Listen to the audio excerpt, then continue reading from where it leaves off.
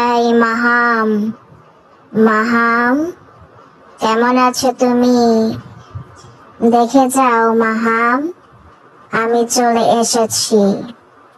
আমার নাম লালটু ভূত। তুমি কি আমাকে চেনো মাহাম?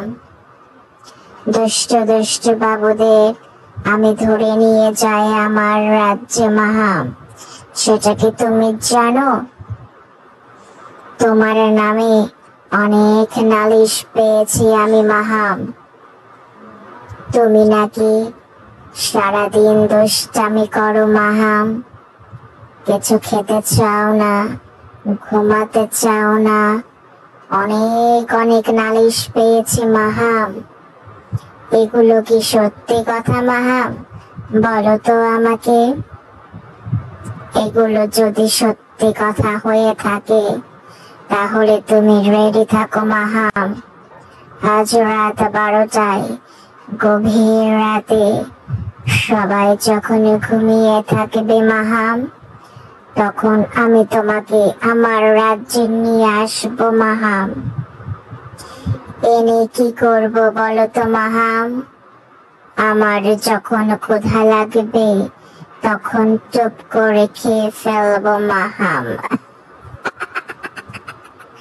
কারণ আমার রাজ্যে তোমার মতো অনেক ছোট ছোট বাবু আছে, যারা ঠিক মতো খায় না, ঘুমায় না, পড়তে বসে না, বাবা মার কোনো কথা তো শোনেই না। তুমিও তো তাদের দলে, তাই না মাহাম? যেহেতু তুমি তাদের দলে চলে গিয়েছ, সেহেতু তোমাকে তো এখন ধরতেই হবে মাহাম, তাই না? আমার হাত থেকে বাঁচার একটা শুধুমাত্র উপায় আছে মাহাম। সেটা হচ্ছে বাবা মার কথা শোনা, ঠিক মতো খাওয়া দাওয়া করা, ঠিক মতো ঘুমানো, স্কুলে গিয়ে শিক্ষক শিক্ষিকাদের সব আদেশ মেনে চলা। তুমি কি আমার হাত থেকে বাঁচতে এগুলো করতে চাও মাহাম? নাকি আমার আস্তানায় আসতে চাও তুমি? কোনটা?